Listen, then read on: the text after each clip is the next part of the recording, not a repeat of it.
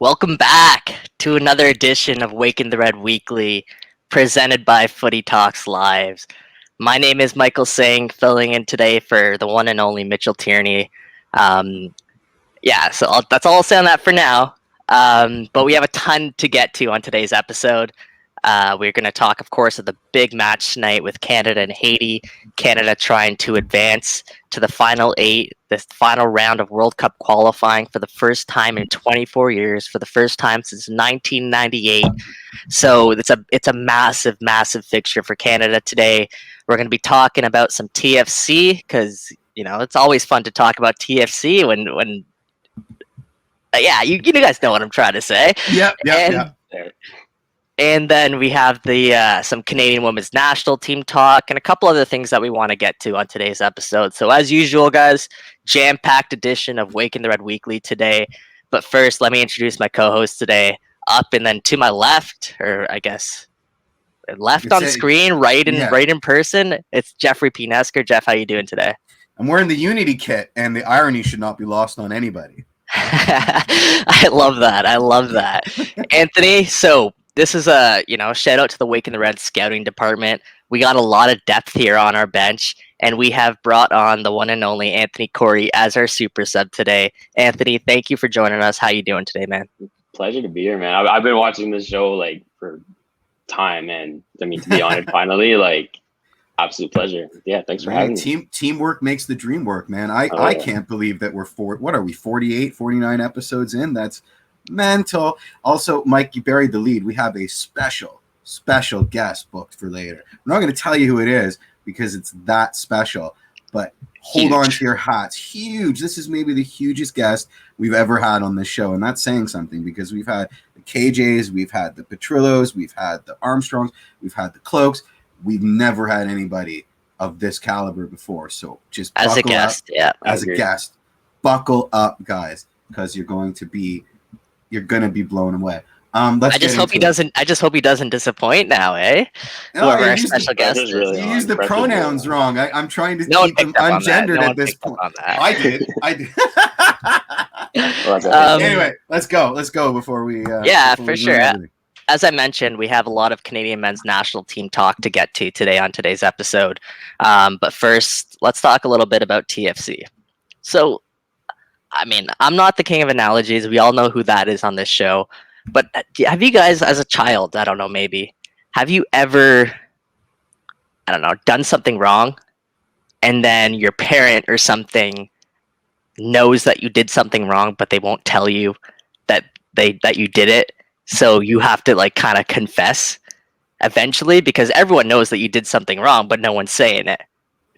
That's kind of the vibe that I got yesterday in Toronto FC's press conference, where TFC general manager Ali Curtis spoke to media, which, in a press conference setting, which, to be honest, he doesn't really do that unless something major is happening or, they need to address something, which obviously they needed to. But it really felt like a little bit of a state of emergency kind of vibe from TFC. Obviously, the narratives around this team have been really, really bad. And, they're not helping themselves out either on the pitch, right? So it's kind of like this, double-edged sword right now with TFC. So what they did yesterday is they came out to just sort of remind everybody of what their goals are, and they believe that they're still on track to achieve those goals. So a couple things they highlighted yesterday. We'll start with some of the positives. No pun intended with there with the positives. Alejandro Pozuelo coming back into the action. That's a game changer. As Ali Curtis mentioned yesterday, he's the type of guy who can not only turn, a game around, a match around. He's the type of guy who can turn a team and a season around. He's the reigning MVP. He's that good, and we got a taste of that last time against Columbus, which honestly feels like an eternity ago now, looking back on it. But, I guess I'll throw this question to you guys. And we got a taste of Paz, injecting what he can do in that Columbus match. Anthony, I'll start with you. How important is Paz to this team, and can he turn this season around for Toronto FC, in your opinion? 100%. I think not only just because of his technical ability and, being the reigning MVP as he is, just his presence on the pitch. He's a guy who has a lot of influence in the locker room. and someone I would assume the young players are looking up to. So when he's on the pitch, he makes the team tick, and he's always that engine. And when he's starting to play, I guess I would assume he'd play a full 90 against this coming weekend. So, fingers crossed that Saturday will be the time to turn things around. And I think this international break was definitely much needed in terms of just to take a break and have a couple guys go on international duty. Son Larea getting the minutes they need as well. And, they're on the brink of making history for the national team. Great for their morale, and great to see also, getting minutes as well. Of course, shout out that national team. We will get into more of that later, but always a good time to give that team a shout. Jeff, I'll throw that same question to you. How important is pause to this team? And you know what? Let me spin it a little bit differently too. Please. Is Toronto FC relying too much on one player here?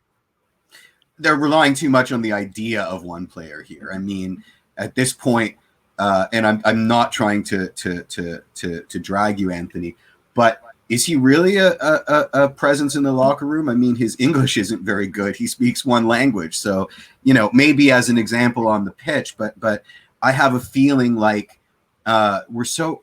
I mean, let's just break it down, because I think you set the table right, Mike. I kind of wanted you to go through the gamut of the sort of rogues gallery that appeared, right? It was Ali, and then Armas, and then they trotted out MB4. My first question is this: did they need to do this press conference? I mean, let's forget about hindsight is 2020, because there were no answers. But beyond that, there were some of the non-answers were more damning than saying nothing. I mean, generally speaking, if you're going to call a press conference, you want to communicate a point. And when people leave that press conference, they want to be in a better place than they were when you opened the press conference. And I think they failed miserably on all accounts. I mean, we were just saying, and I'm not going to in any way, shape, and form infer that they listen to our stupid, piddly little show, but we were just saying last weekend that there's a disconnect, and it's not Armas's fault. It's just that he's got a huge shadow of Vanny, how articulate he was, how charming he was. And what did they do a week later? They trot out Armas on a press conference that they called, knowing full well that he's going to get asked a Jozy question. And what does he do? He petulantly doesn't answer. That's horrific. That, like, what? Whose idea was it to set this up so that happens? I mean, did somebody say to him, hey, if you get asked the Jozy question? I mean, again, I'm not going to say what Vanny would have done, but what anybody should have done, just BS us. Give us horrific platitudes. No, seriously, give us platitudes about how you love him. It doesn't have to be true, and it can be immediately reversed a week later, but say something. I mean, folding your hands and going, I ain't going to talk about that. That's schoolyard nonsense. I mean, who put him in a position to even make that decision, right? Like, it just boggles my mind. If he's going to be that petulant, don't put him up there. I mean, I'd accept a dancing bear or an organ grinder over that, right? Like, that is so damning, and it didn't have to happen, you know? Like that's why I'm so upset about it. Like, just say something, but don't say nothing. So insane. So to be fair, at the beginning of his press conference, I think he was asked an initial Jozy question. He did give an answer on it, but then he said that he's not going to talk about it anymore. Then don't call a press conference. That's all everybody wants to talk about. And then he was asked.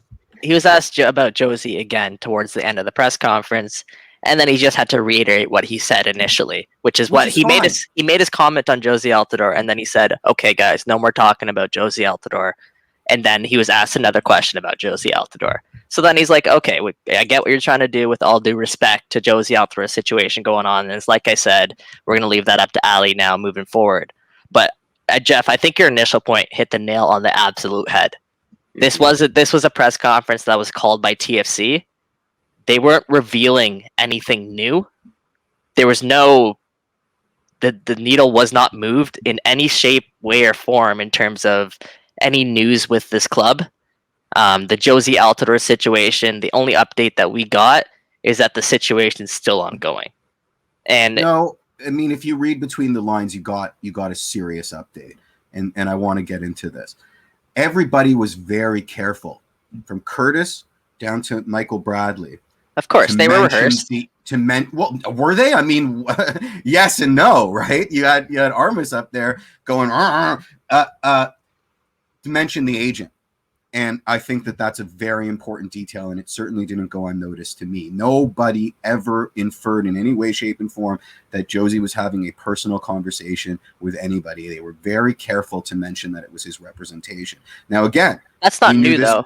Exactly. We knew this before the press conference, which is another bit of, why tell us this again? Why hammer home this point that if you're sensitive enough to the details, you realize – sorry, George. I'm sorry we're getting in the way of your Portugal thing, and you wrote us a scroller. I'll read it when I'm not speaking. But like, I mean, I don't want to go in circles, but we knew all this beforehand. The only thing they stressed is the stuff that leads us to believe that the resolution will not be a happy one for Josmer and TFC. And again, I question the validity of hosting the press conference in the first place. I don't know why they did. I mean, we've got enough soccer to take our minds off the foibles of TFC. It seemed completely ridiculous to remind us of what's going on there right now for absolutely no reason. Anyway, let's read what George said. I'm totally with you there, Jeff, and I just want to throw this to Anthony. Anthony, I know you have no inside knowledge of any of this. I know this is just speculation. But with the vibes that you're getting right now, do you believe Jozy Altidore has played his last match for Toronto FC? Unfortunately, I do, and it's just sad to see. I mean, he's supposed to be one of the 3 poster boys for our club, and for him to go out like this, he's taken us to 3 MLS Cups, helped us win that one, and this is how we don't want any player of his stature to leave on such a poor note, and knowing that his last game has unfortunately come is, quite sad to see. And now that I don't think MLSC is going to buy out his contract. And I was talking to Jeff about this earlier. Definitely not. 6th highest paid player in the MLS. Way too much to pay and way too much to get off him. Definitely not mid-season, because they get no salary cap relief. Yeah, but I think everything's on the table right now. But yeah, logically, absolutely. I would be surprised if it's mid-season, but towards the off-season, when they actually get salary cap relief, they get that DP spot off their roster, I wouldn't be surprised if they have to head in this direction because their hands are sort of tied. But obviously, there's a lot to play out. Yeah, go ahead, Anthony. The grand scheme of things, it doesn't even look good when we want to replace him with another DP. I mean, the club is in shambles right now, given this really poor man management of, one of our 3 they should be best players. Yeah. So, when other DPs are looking at coming to Toronto FC, this is dominating the headlines for the last, month now. And it's definitely going to keep going until there's somewhat of a resolution. And piggybacking on what you said, Jeff, from that press conference, it just kind of reiterated that, we're still not great. And what was the real point of mentioning that if the situation is unchanged? So, and I can imagine Soteldo and Pozuelo are probably looking at their agents like, what's going on here? Do we really want to be a part of this? Realistically, like they did need to address it before Saturday's match, because that's going to be the $1 million question, as Anthony mentioned. Like, it dominated headlines for the last month, and it's a question that we're all wondering. But I'm also wondering, and this is really what this situation may come down to. Is this all about the incident that occurred after that Orlando City match when Jozy Altidore was subbed off?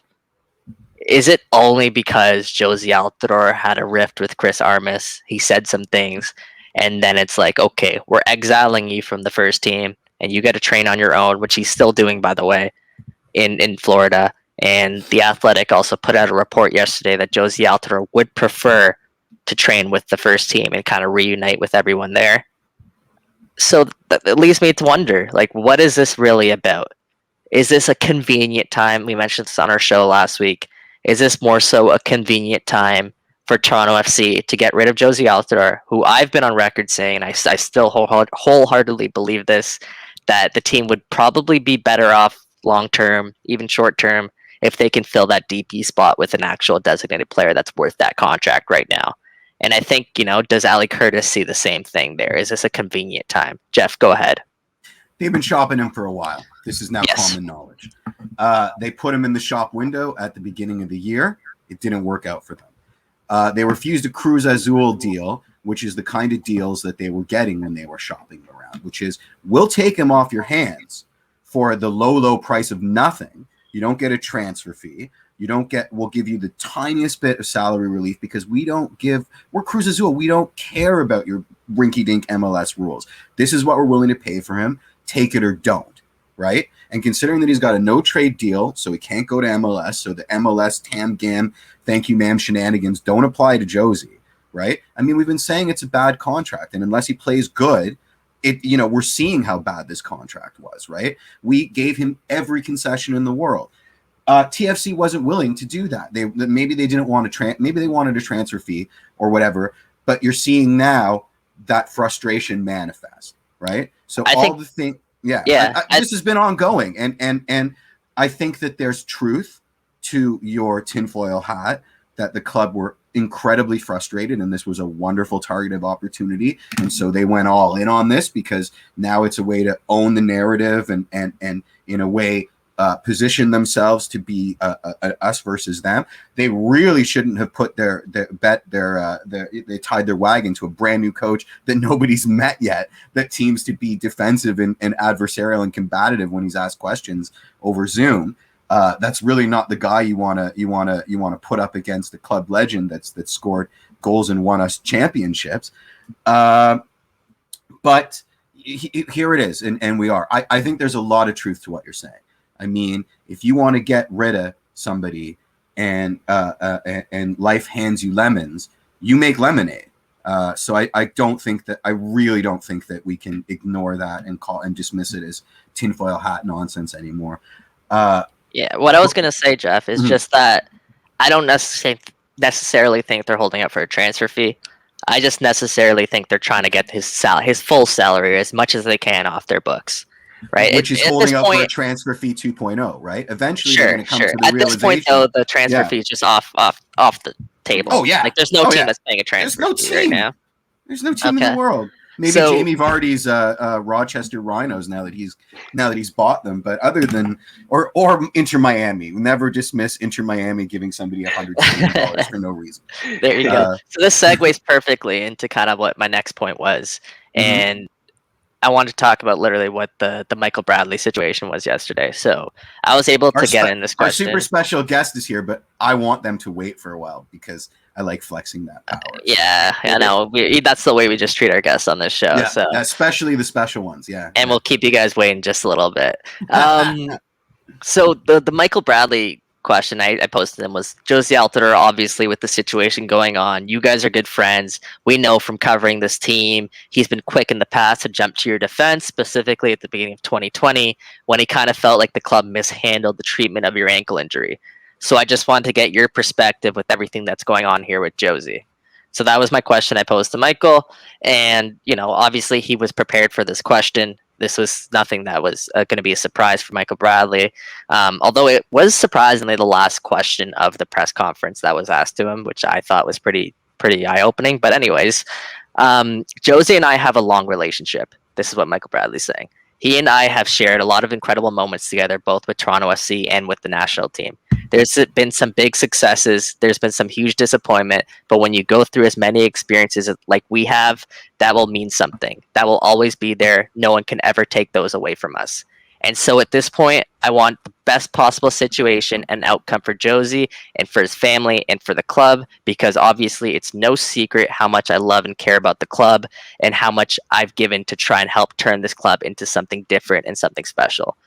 And so it's not an easy situation. It's not a simple situation. And so all I can say is, again, I hope there's a solution where Jozy gets the respect and the appreciation that he deserves from the fans and from the city for the incredible role that he has played in putting this club where we are right now.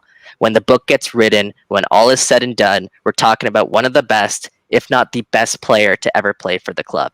And the role that he played in so many of those big nights, it can't be overstated. I hope there's a solution and an outcome that is fitting for all of that, where Jozy and his family can be happy and have what they deserve. And I hope that same outcome and solution is what leaves the club in a great place to continue to have success and continue to write more pages in our history. And so it's sports, it's football. These things do happen.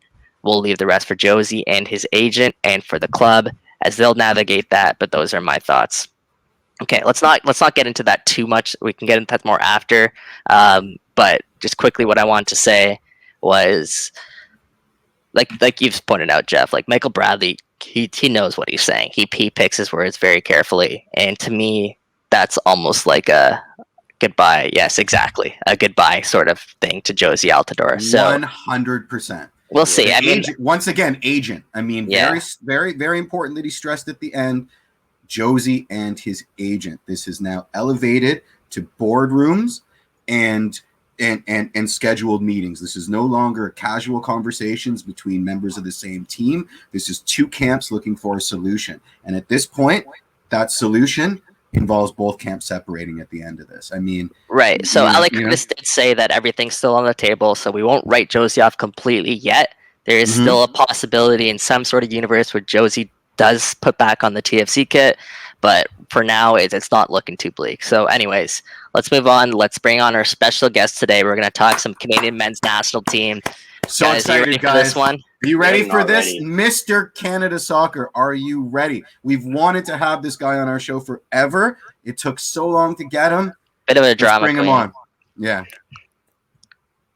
Well, oh my God! Guys, the words Jamie Vardy enough, and you'll just summon me like that. So this guy was ready for it. Who is this guy? Who is this guy? Yeah. Oh, Mitch. Oh, yeah. Awesome. What do you have to say about Canada Soccer, Mitch?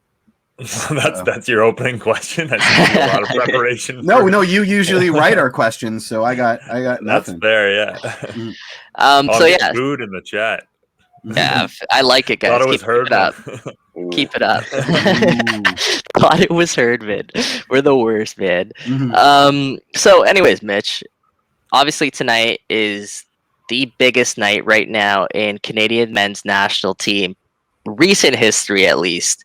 They're trying to qualify for that octagonal stage for the first time in 24 years.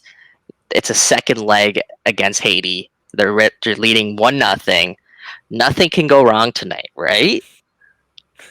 I mean, yeah, if you want to add to that, it looks like Haiti's going to have some players that aren't available. So the narrative sets up perfectly for another massive letdown for the Canadian men's national team, doesn't it? Perfectly. They can't lose 8-1. Perfectly. So Mitch, what were your thoughts on the first leg? Obviously, Canada got that 1-0 victory. Jonathan David had a glorious chance to make it 2-0. But Haiti wasn't really backing down in that fight. What are your thoughts on the first leg, and how do you think that'll translate into the second leg? Honestly, I thought it was pretty good from Canada. I would have liked them to be a little more aggressive, but you knew they were going to that game a little bit stressed just based on the past and what we've seen from this team in the past. And you also know how difficult it is to play away in CONCACAF, even when there aren't fans. Like, that turf field was not great. Canada couldn't really play the game they wanted to on that field. The heat of the day, all those factors that you usually have in CONCACAF were going against them. So, I think you just take results away from home, and that's as big of a result as we've seen them get away from home in a long, long time, probably since maybe something in the last World Cup cycle. So, yeah, I think you take the performance and you're happy with that because it sets you up great for tonight's game. That's a little ironic because tonight's game, if you guys didn't know, it's not going to be played in Canada. It's not going to. It's technically a home match for the Canadians, but it will be taking place in Illinois and near Chicago. There at SeatGeek. Yeah, exactly. SeatGeek Stadium. And kickoff is set for 9 p.m. Eastern tonight. So with that being said, a neutral ground, does that factor in here and at any way, shape, or form? I mean, it definitely does. We've as much as we've seen Canada struggle away, even in past World Cup cycles, we've seen them get some pretty big results at home in front of even a small BMO Field crowd. It's always nice to have people cheering you on and the comfortability of playing at home in Canada. So yeah, it definitely is an advantage to Haiti in the sense that they had their home leg. Canada won't have the same thing, but I think it is good that they played it in the same city they had already played a match in. There'll be some comfortability there. I assume they're staying probably in similar spots to last time. So I think the CSA did a pretty good job overall of making sure to schedule this in a place that, look, while it's not going to give Canada a massive advantage, it's going to give them at least a little bit of one, and that's what you're looking for, best case scenario at this point. Mitch, do you think we're going to rue those missed opportunities on that carpet in Haiti? Do you think we're going to rue not having 3 away goals to our credit? No, I don't think so, because I think Haiti also had some pretty good opportunities to score as well. Look, I think this Canada team can score, period, and I'm not too concerned about them doing that tonight. I think we'll see if they can hold up defensively, but it's been one game, I think, against Iceland is the only time Canada hasn't scored under John Herdman, so I think we can expect more goals tonight. Is it 28 goals for right now for this Canadian men's national team, which is by far a record for the more than any World Cup qualifying campaign. Exactly. Yeah, what's J. Dave at now for appearances to goals? Something insane. That stat was 16 and 15. I think because he didn't score against, he didn't score in the first. I think it's 15-15. Still a goal a game average. Yeah, is that good? Yeah, I guess that's pretty decent. Right? Yeah, that's pretty decent. Yeah, that the keeper got left behind in Haiti, right? Their starting keeper. Yeah, that's what Mitch is mentioning. So yeah, Haiti's going to be kind of weak in there. Let's focus back on Canada for a second. They've went out. They've been playing the 3-5-2. And in that, Alphonso Davies was kind of, at least against Haiti, he wasn't as effective as we're used to seeing. Like, Haiti really man-marked him. He didn't get the time to dribble, the room really to do anything. Do you see John Herdman tweaking that at all heading into this matchup? Maybe going back to a 4-3-3, which he has shown that he can play, or do you think he kind of sticks with the 3-5-2 tonight? I think he sticks with the 3-5-2 because it's worked both against Haiti and against Suriname, who I think are somewhat similar side to Haiti, just in the sense that, they're a team with a couple of good attackers and decent backline and like to catch you on the counterattack. So I think it actually, defensively at least, has really helped Canada to play well. And while it wasn't great against Haiti, I actually thought that kind of freer role on the far side was really good for Alphonso against Suriname. So, I mean, if the referees maybe do a little bit more of a job and pull out more cards on some of the fouls that we saw in Alphonso Davies, like I still think he can do, wonders from that side of the field. So I'm not too concerned. I think you stick with the same formation. Right on, and well done. They're saying in the chat, put 3 guys on Davies. I don't care. It creates room for everyone else. Bang on. So Bang on. He's up for the hacks and slashes. He wasn't a diva on the Haiti game. Like, he was like, come at me. You know what I mean? There you go. Love to see. And you do love to see that. I mean, I don't know how many of you watched Messi and his Argentina in the Copa America last night, but when you're talking about franchise players on a national squad where you can't just build the team with unlimited money like they do for Barcelona around him. I mean, 2 things. One, having Richie on our side to balance out that 3-5-2 is our secret weapon. I mean, it gives Fonzie Joker such free reign to do what he wants to do, and that could be just being a target for them to hack with studs out tackles. And as long as he's willing to do that, that's fantastic, because we can hit you a million different ways, right? If Fonzie's willing to be that guy that just gets everybody out of shape, that's amazing. It's a good problem to have. Yeah. Well, I mean, let's be honest. I mean, these guys are all ego. Like, to be that selfless is totally unexpected. And yeah, that 3-5-2. I mean, that's a devastating formation. It limits our options at midfield. I mean, Mitch's boy San Piet may not be a penciled in ink starter each and every game, but let's be honest, we need that tactical flexibility. I think the 3-5-2 to open up a game is pretty awesome and really dynamic formation. Well, it's a really formation that won us the MLS Cup, except it actually didn't win us the final. We were in a diamond for that one, but it took us all the way to the MLS Cup, right? Like, so good vibes here in Canada with that 3-5-2 formation. Yeah.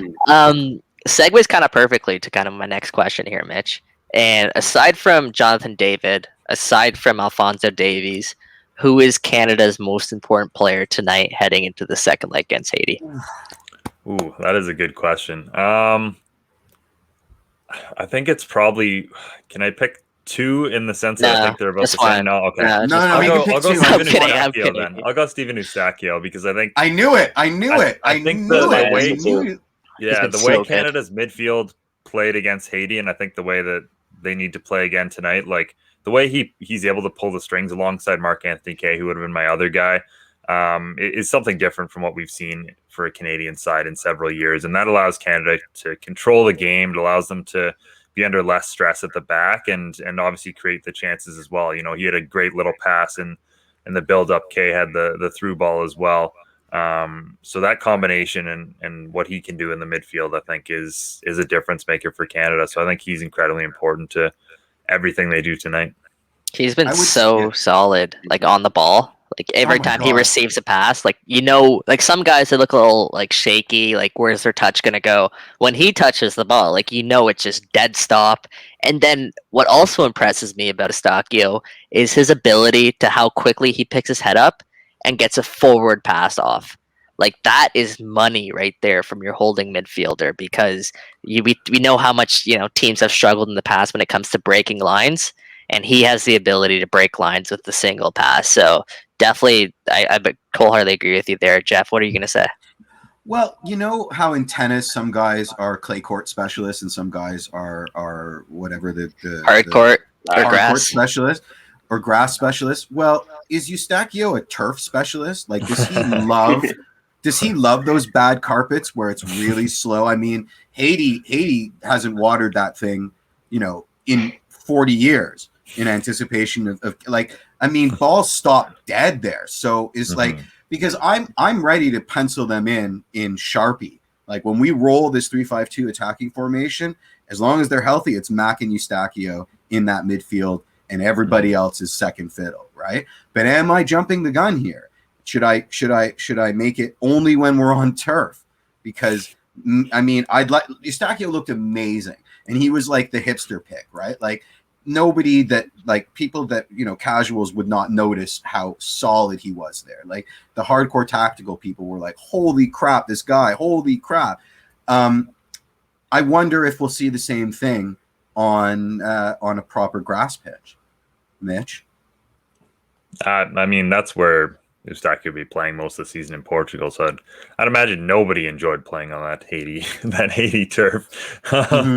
So, but like Rafa, I mean, nobody likes playing on clay courts, but Rafa goes up on clay courts and is like, "I'm going to own all you people." Maybe that's like Eustachio's secret weapon, right? Yeah. The one change I could see them making potentially if they wanted to play just a tiny bit more defensive is bringing in Sam Piet at the base of that midfield and allowing Eustachio to go a little bit forward. Surprise. Ozario, but there's always a place for Piet in my Canada. I don't know that that's the right move. Like, I don't think Canada needs to invite pressure on themselves at all this game. I think, again, we've talked about the way Kay and Eustachio can sit on the ball and hold it. Like, Canada can play offense by defense or defense by offense, I think, in this game. And I think that's the way to go. I think it's so important to get off on the front foot. I mean, if Haiti get a goal first half, momentum's on their side. And, we all know how two-legged affairs can go in the world of football. So, that's why that 3-5-2 is the pick. Get the goal, make Haiti work for, I guess they have to get two if we get one. So, and that's, I mean, I agree with Mitch that Piet can definitely play a role in this, maybe more in the second half, coming off the bench as he did in the first leg. But just have Eustachio and Mac just boss that midfield like they did in the first leg. Yeah. Mac's so tricky. He can go from like a holding midfielder to like full tilt, aggressive pressing counter like that. And I think that's a real, and some of his passes, especially when he keeps them on the floor, they're devastating. Do you know what I mean? Like he's improved so much. Like I've told you guys this in the past. I don't know if I've ever mentioned this on the show, but I used to play against him growing up. Or actually, our high schools actually used to play against each other. We used to have some heated matchups, and it was just like 5-a-side. So like in the hangar at Downsview Park, 5-a-side, 6-a-side. So like we used to go head to head all the time, and he was good back then. He used to play for Leaside. Shout out Leaside High School if anyone knows about that school. And he was good at the time, but this guy's gotten so much better so quickly. And his ascension, like I don't think we've seen the best of Mark Anthony K just yet. And I really believe that he has a frame that can take him far in this game. He's mobile. He's very, very unique in that central midfield position. So that's a great shout there for Mark Anthony K, because he's become super important. Man of the match against I think it was Suriname. He was the man of the match against, or one of the ones before that. So again, like he's just super important. Last question before we let you go here, Mitch. Well, we're letting him go? Unfortunately, and this guy's a busy guy now, don't you know? Yeah, that's true. That's true. Yeah. I want to ask you about Jonathan Ozario and the job that he's done so far for this Canadian men's national team, coming off injury. How important is he to this men's national team? I think he's important for a number of reasons. I've mentioned it in the past on this show, but I think he's one of those guys who stepped up and been a leader for this group. When John Herdman took over, I think I was telling Oliver Platt that I hoped I'd see Piet and Ozario in every camp, because there'd be consistency there. They're MLS guys, and they both have kind of that leadership on, the French side and the English side, so they can bring everybody in all together. And I think both of those guys, but especially Ozario, has taken a big step towards being a leadership player for Canada. And I'm sure you've talked to a bunch of them, Michael. You hear what all the young guys say about Ozario and how much he's meant to them, and proof that you can break through with Toronto FC, that sort of thing. So I think from that perspective, he's important. On the field, I don't think this has been his best, most effective camp, but nonetheless, I mean, he's still one of those players who can deliver in the big moments. We saw the cross against against Haiti to get Canada that all important goal. And again, in this Canadian midfield, the fact that you have Kay, Eustachio, and Ozario who can all play basically every role in that midfield makes it so flexible and so solid. So I think he's incredibly important. Colin saying there in the chat that Ozo's pass to set up Jonathan David was excellent, which it was beautiful. Mark Anthony K releasing Ozo was also very nice to set up that Kyle Aaron goal. But yeah, shout out Ozo. Mitch, thank you, buddy, for joining us. This is so weird. This is really weird. I don't think I like this, but all right. Make sure you guys all go follow Mitchell Tierny on Twitter. Make sure you can find all of his work on the great site of Waking the Red. And Mitch, do you have anything else you want to plug before we let you go? I'm good, boys. Thank you. Thanks for having me on. Cheers. What a guest! What a guest! Oh man, we should probably have him host this show if he's not too busy. I think. Yeah, I don't know. That guy's he's tough to get on. I was surprised we actually were able to bring him on as a guest. Oh man, so tough. Surprise! Mitch wants Piet everywhere, and George thinks Portugal's national team is better than TFC. Color me surprised. I mean, yeah. So let's move on. So let's talk about we'll shift things over, keep things with the national team for now. We will get into a little bit more TFC talk before the end of the show. But in terms of the national team, I want to talk about the Canadian women's national team, because they've recently played 2 friendlies, one against Czech Republic, one against Brazil, both of them ending the same way, a 0-0 draw. Now, against Czech set up, and they essentially parked the bus against Canada, which is a good sign for the Canadian soccer side, who, they're getting that respect against a team like Czech Republic. Unfortunately, once again, which is a recurring narrative around this team, they were unable to find that breakthrough, find that goal that they really needed. Defensively, they've been fine. They've been sharp, especially when you inject Khadisha Buchanan back into that mix. But there's still some question marks really about this team moving forward, and how huge question marks about how they can, better optimize their build-up play. And perhaps a lot of that comes down to the starting 11 selection, which is a huge issue, because Priestman's got to cut her roster down to something ridiculous. And I don't think she got what she needed out of these friendlies, right? She's going to have to sacrifice a lot of good midfielders and some good defensive depth to bring every last forward, because we don't have one that stood out from the pack. absolutely nobody's made a case for inclusion in this Franken roster. And I mean, if I'm coaching them, I'm not willing to make a decision and leave somebody. You know, this was supposed to decide whose potential was ready to be realized during this cycle, and it didn't. And I don't. And I, you know, as much as I think that, as much as I'm sad that Bev now has to make that choice, I don't necessarily think this wasn't her fault. You know, watching the game yesterday on our WTR Slack, I kept asking people, you know, people that cover this team, what are the tactics here? Because it looked like Timbit's chaos. I mean, who was playing what? And what were the systems? Like, it just looked like the same old, this like mad dash. Nobody was running into channels. I mean, if the person on the ball stopped dead, everybody else was so worried about offside, about playing onside, that they did too. There were no runs. Like, there was no, forget about assigned, like you know what I mean? Like, look at Lua, you know, how smart he is as a proper number 9. Keeping himself onside and making tricky little runs. We went through the gamut of like every forward that ever had a cup of coffee with the Canadian women's national team, and they all look the same. I mean, you know, usually when you truck out that many forwards, especially professionals who are working in different systems, right? These aren't unattached FC players anymore. They're working with world-class coaches in their systems, and they all looked the same. I mean, Jeff, you're throwing out some heat today, buddy. You're coming with some fire. But yeah, I don't disagree with you there. Like, this team, I think all of our frustration stems from the fact that on paper, this team has come a very, very long way, to the point where we do genuinely believe against a team like Brazil that they can come away with a victory, no problem, in my opinion. Marta's 4,000 years old. I mean, come on. Yeah, but I mean, Marta's still Marta, right? Oh my gosh, she's incredible. I would take it absolutely, but so you know, in terms of the women's national team, their midfield right now, in my opinion, it's not ideal.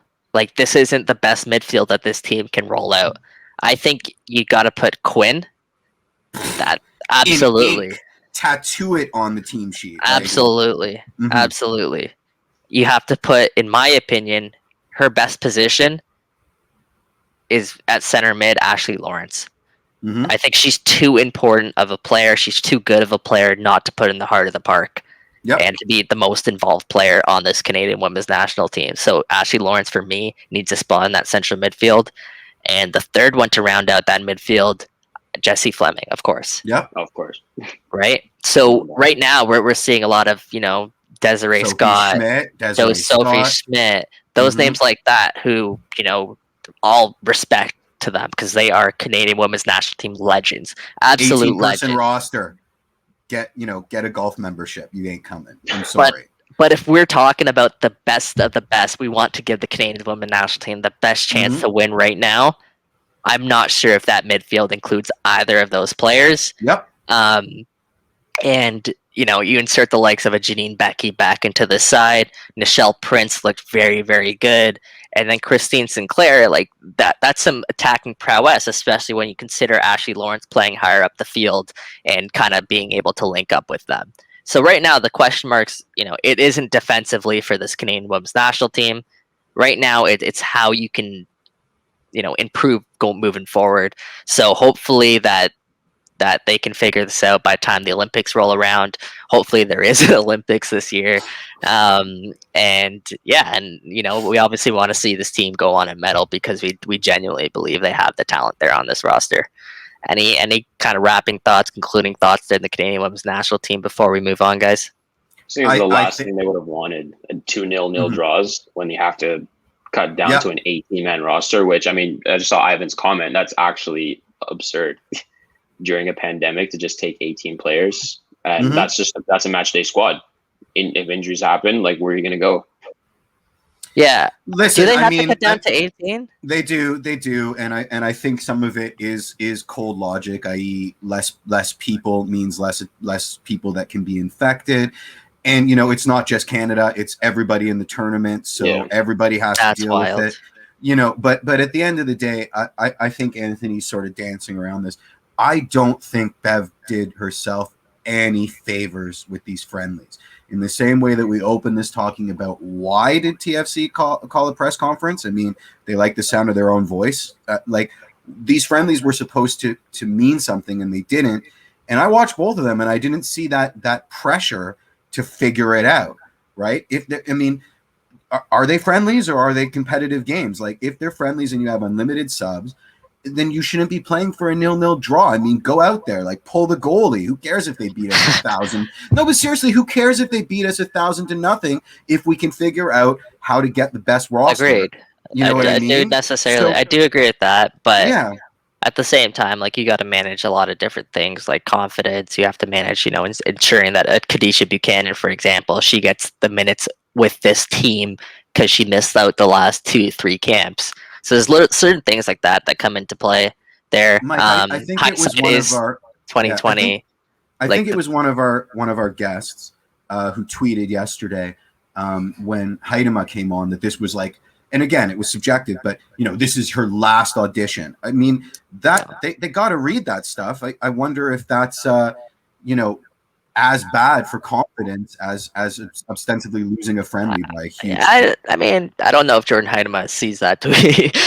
Sure, but it's out there in the wild. You know what I mean? In the same way that like losing a friendly by a huge margin would be out. Yeah, a lot of it also comes down to, like, there is that balance between rhythm and also finding the best squad to move forward. But yeah, like you said, Bev's going to have a lot of tough decisions now to make. I do personally believe that the friendlies were necessary kind of leading up to this match, just because over the last year and a half, we've barely been able to see this Canadian women national team in action and together as a group. So obviously they wanted to get in a couple of different faces there. I think there were 7 players in the camp that didn't actually feature in either friendly. So to Jeff's point there, that's kind of a question mark. But I guess that's weird. I thought they subbed everybody. I guess Beth has her short list there of the players that she did want to see, and hopefully that gave her enough information to make some tough decisions moving forward. One more quickly before we move on, Jeff. Well, I have a question for both of you. Who do you take forwards? If you got, you know what I mean? Who do you leave out of the forward pool? How many forwards are we taking? Well, I mean, again, that's up to you. You can't take as many as you won't have any other positions to play. So, it's a match day squad. How many forwards are you taking? Probably 3, maybe 4. 3 or 4. So I would say Christine Sinclair. Easily. Obviously. Jordan Haidema. She gets on that roster. Does Nichelle Prince count as a winger or a forward? It's up to you. I mean, you're taking a spot away from one of your midfielders if you count her as a winger. Yeah, I mean, I don't have the full 18 kind of mapped out in my head, so it's kind of tough for me to say. I know, but 4 off the top of your head means that quite a few of them aren't going. Do you know what I mean? And that selection is based on the phase of the moons at this point. Like, nothing's really been, aside from Cincy being clutch, we don't know much more than we did before those friendlies would play. And that to me is my issue. Yeah. I think Evelyn Viens also has, like, her name for sure in that mix. But like you said, yeah, it's definitely no easy answer right now, especially when you have to cut it down to that short. But, like, that's going to be the problem with every team. If you have to choose 18 players when you're accustomed to taking 25, 26 players, like, that's tough. So let's keep an eye out for that. That Olympic roster is supposed to be dropping, I think, in the next 9-8 days. So let's keep an eye out for what Bev Priestman does decide to go with. But let's move on quickly. Just give a quick shout out to our friend of the show, Christian Jack. He has joined the Canadian Premier League as the Vice President of Media and Content. Shout out KJ, great get for the Canadian Premier League. Obviously their season kicks off later this month, and if KJ is there running the ship, you guys can expect to see some gold of content. So look forward to that, and looking forward to see what he does with that opportunity. One thing I want to get in before we kind of wrap up here is TFC Coming Home. And for those of you who have stuck around with us, I think I have a little bit tidbit here. It isn't confirmed. Obviously, there's a lot of hurdles for the team to work out.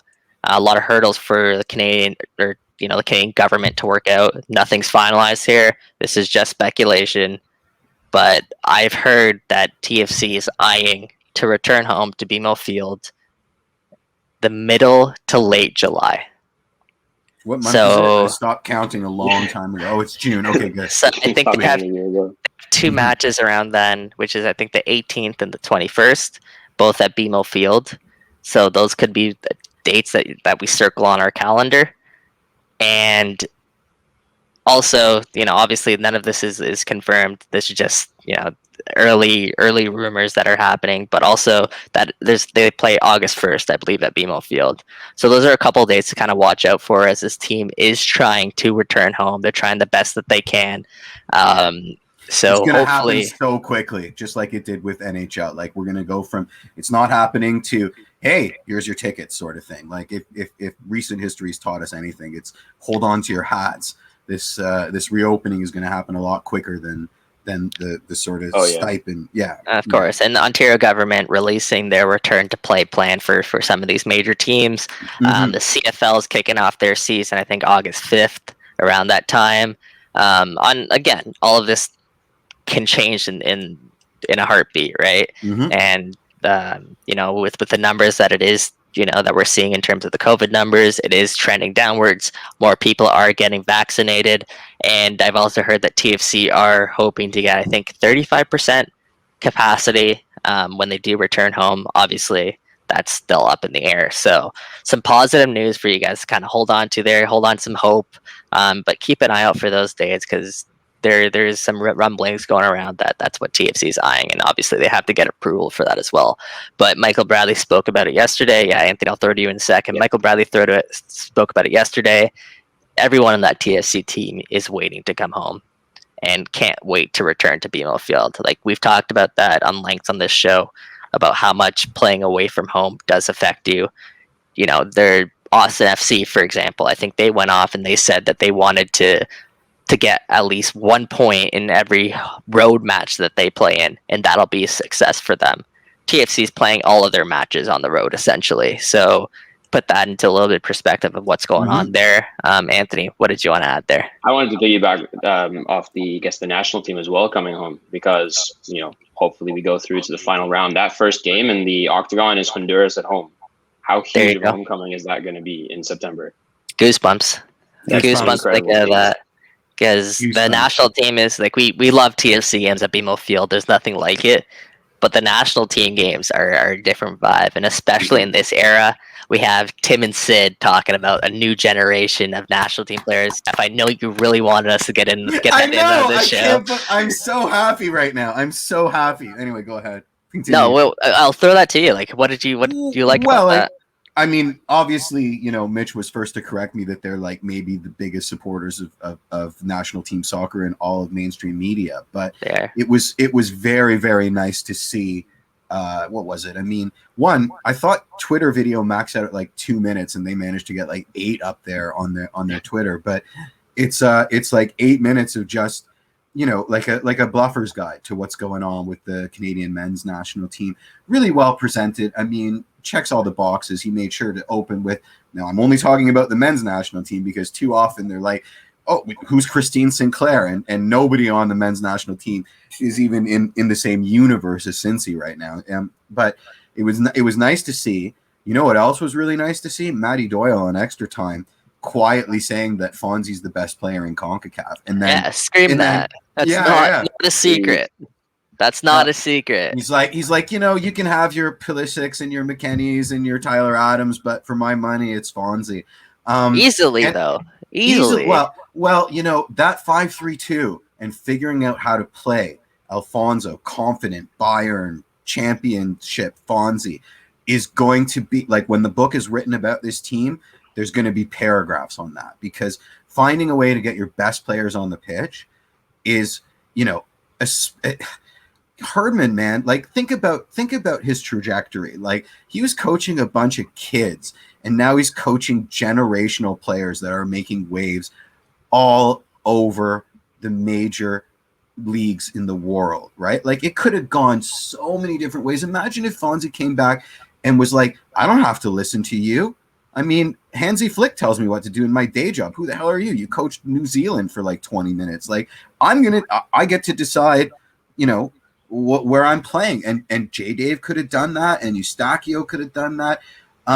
It went from herding cats to herding cats. So Herdman has really, really, really earned his stripes here, right? He can upgrade from this medium to the shirt that fits him now and have all of our blessing. Because I mean, when you look at it, when you like that's tough. That's a tough coaching gig that he inherited. And I love what KJ said when he was on our show last week. I mean, I can't believe he was able to not at least hint of what was happening in his own personal career situation. But I loved what he said. If we make it into the octagon, we're a club team. Herdman's coaching a club team. And for it to happen now at this juncture is just perfect timing. I can rage about the fact that we've now got, I was saying before the show started, like I woke up yesterday and it was Euros, Canadian women's national team, Copa America, sleep. Like that is a full day of soccer. Why is that happening when I can go outside? Why didn't it happen like a couple months ago when I was stuck indoors? That's my only complaint.